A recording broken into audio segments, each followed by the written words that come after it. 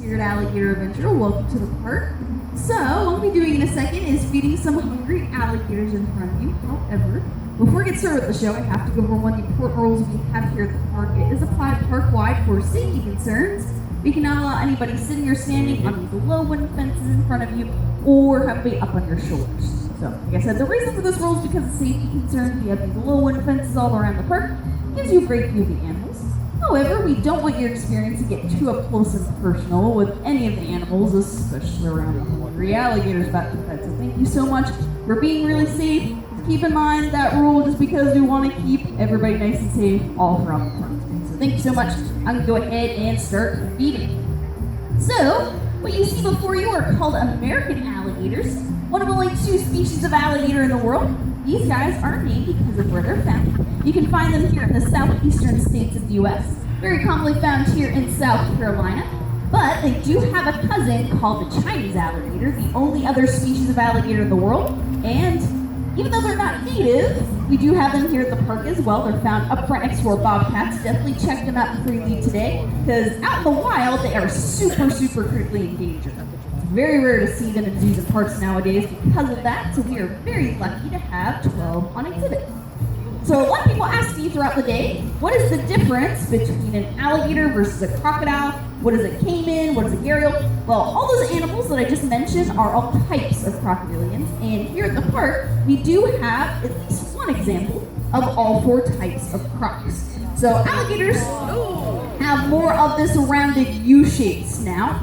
Crocodiles have a little bit more of a pointed V-shaped snout. Gharials have a very long, skinny snout, and caimans are actually very closely related to alligators. They're in the same family, so they resemble alligators a lot of the time. So the main difference between caimans and alligators is just based on their natural habitat. So the easiest way to tell the difference between different crocodilians is based on the shape of their snout, but you can also tell the difference based on their natural habitat, because caimans are found in warmer, more tropical parts of the world. They're kind of just the tropical version of an alligator, and they're in the same family. Caimans are scientifically considered a type of alligator.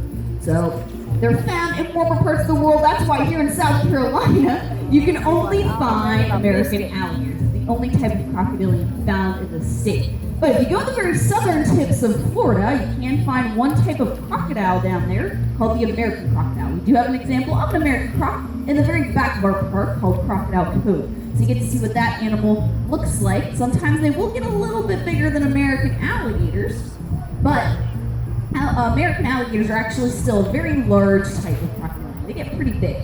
The biggest ones out there can get over 15 foot long, over 1,000 pounds. The ones you see before you are probably pushing about 12 foot long, but sometimes they can get a little bit bigger than that. And crocodilians at that size have incredible jaw strength. That's why they're an apex predator in their natural environment.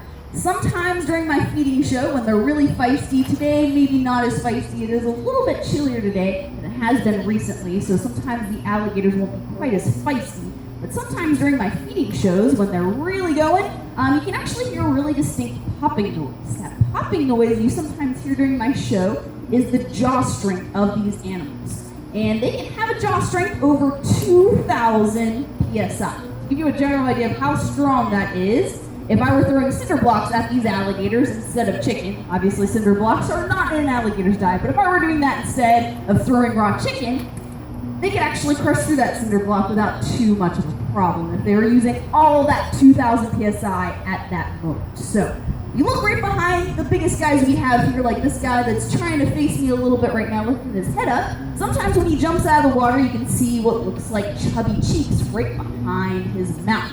That's not actually fat that you're seeing there, that is actually pure jaws. So that's why they're an apex predator in their natural environment. They get big and large and very powerful. Those jaw muscles are definitely the strongest muscles of their body. Their second strongest, that popping noise is exactly what I'm talking about. So incredible jaw strength that they do have when they're that size. Their second strongest muscle in their body would be their tail. It's actually taking up about half their body length. That's how these animals swim. And in a zoo setting, alligators are actually pretty intelligent creatures. You can actually train them. So that's why you probably noticed before I even came over with my bucket of chicken, a lot of alligators were kind of in this general area. They knew that I was going to be feeding them soon, even before I even came over with the bucket of chicken. So they can